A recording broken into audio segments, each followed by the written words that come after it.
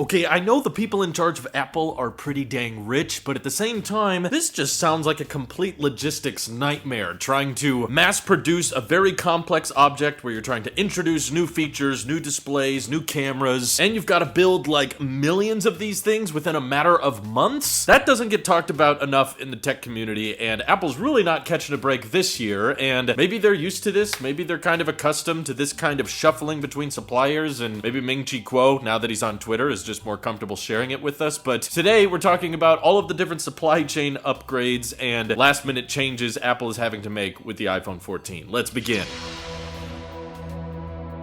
So the latest report is talking about the iPhone 14 lenses that they're using on the back. Apparently one of Apple's suppliers for these lenses, which of course are sapphire infused with glass, this supplier, Genius, which I guess is not too much of a genius, was having issue with a particular coating that was causing the lenses to crack. So basically the likelihood of the lenses damaging was too high for Apple's comfort, which now means Apple has to transition about 10 million of their orders over to a different supplier named Largan, and these types of last-minute decisions are still being made despite the fact that we've basically got around 6 weeks until iPhone 14 gets unveiled. So there's a big headache there, likely a bunch of supplies that showed up at the factory but weren't quite to their liking, but there is some sign of good news in the supply chain a little bit, because now they've officially switched over to a different supplier for a lot of their power management systems and integrated circuitry that goes inside the iPhone 14, now coming from a company called SG Micro, which I guess is typically a kind of company that builds circuitry and internal boards for lower end phones, but this is the first time they're using SG Micro for higher end iPhones that are going to cost quite a pretty penny. But this is all off of the news that we had earlier in the year that Apple was experiencing display quality control problems from all of their suppliers. LG was kind of backing out because they couldn't build displays to Apple's liking, and BOE has been trying to supply Apple with displays for years, but we're also struggling to get to the standards and the high enough yields Apple was asking for, which basically is Apple trying as hard as they can to avoid buying displays from Samsung, who is basically the OLED leader in the industry. They make most of the OLED displays in the world, and they charge Apple quite a pretty penny for their displays, but they seem to be one of the few suppliers that can actually meet the demand that Apple has for their iPhones, because these are the most popular phones in the world. But of course, Apple probably had a sour taste in their mouth having to buy all of these high-priced displays from their biggest competitor, Samsung. So they've had to shuffle around display suppliers. Now they're having to shuffle around iPhone 14 lens suppliers. And on top of that, Kuo is even reporting issues they're having with NANDs and memory components. Basically, the chips that will go into the A16 and be used in the iPhone 14. Those suppliers are having quality problems. And again, this may be partly impacted by the chip shortage, and maybe that's why this year Apple is comfortable trying to give themselves a break and just saying, you know what? In terms of the A16 chip, it's getting so dang complicated to get all these suppliers working together. We're just putting that chip on the Pro iPhones, and we're just going to reuse the A15 chips from last year's Pro iPhones and put those in the entry-level models, because that saves us a whole heap of time, and they're probably right that most of the people buying the non-Pro iPhones don't care about the GPU performance or the CPU performance. They just want a newer looking iPhone. So there's still improvement and there's still development going on in the A series of chips, but it's now just going to be a bit more pricey to get your hands on one. And you know, I see a lot of discussion go on whenever we talk about display suppliers or NAND suppliers or lens suppliers, because they're like, okay, what does this actually have to do with the phone? Why should I care about this type of thing? Because at the end of the day, Kuo reports on a lot of supplier drama going on, but he's typically said that this won't have an impact on the timeline. This still should be able to launch in September, and maybe it just sells out a little bit quicker because they don't have enough of them in stock to match demand. But why do we talk about this? I think it's important to know what's going on behind the scenes so that people start to truly understand why price hikes come along. So yeah, because of Apple wanting to simplify suppliers, and of course with inflation as bad as it is, and we've already seen price hikes across Apple's lineup, I think we should all genuinely expect the iPhone 14 Pro and Pro Max to get $100 price increases. And luckily Apple has baked in quite a bit of margin with the storage configurations already. Like, I know Apple charges you an extra $100 or $200 for doubling up of the storage, but the difference in price to Apple to put in a 64 gig NAND versus a 128 gig NAND is usually a couple of bucks. It's a very, very small difference in price, which means that if Apple wants the bare minimum of iPhone 14 to go up in price because of all of this supplier drama and having to change things at the last minute, and that usually comes with price hikes from suppliers when they're like, hey, Largan, actually we're gonna need 10 million more of those little sapphire lenses to put on the back of the iPhone 14, that drives up the development and manufacturing costs. So I think what us as consumers tend to look at, and we'll hear from supply chains after the phone is launched, is, oh, it actually only cost Apple $400 to build the iPhone 14, or it only cost them $500 to build it. But that does not mean Apple is taking a $500 or $600 profit on each phone, because ordering all of those parts from the suppliers and getting the manufacturing line in place and rearranging all of these suppliers and having people manage where can these components come from takes a lot of time, infrastructure, and money. And also because iPhones sell at such an extreme scale, more so than any other phone in the world, that often gets overlooked. We find these one Android phones out there that can have a really nice display or a really capable camera, and we go, wow, why doesn't Apple do this? And it's like, how many models of that one Android phone that you found are they actually building? Are they building 1 million a year? Okay, maybe 2 million, 3 million a year? Versus Apple trying to figure out how to build like 50 million to 100 million within a 12-month span. That takes a lot more upfront cost and a lot of these logistics nightmares going on to make possible. And we kind of just take it for granted. People in Europe are unboxing similar phones to here. People in Asia are getting the same iPhones, and we all expect them to have great quality control. And for the most part, they typically do. And that goes unnoticed to most of us. We just kind of expect, oh yeah,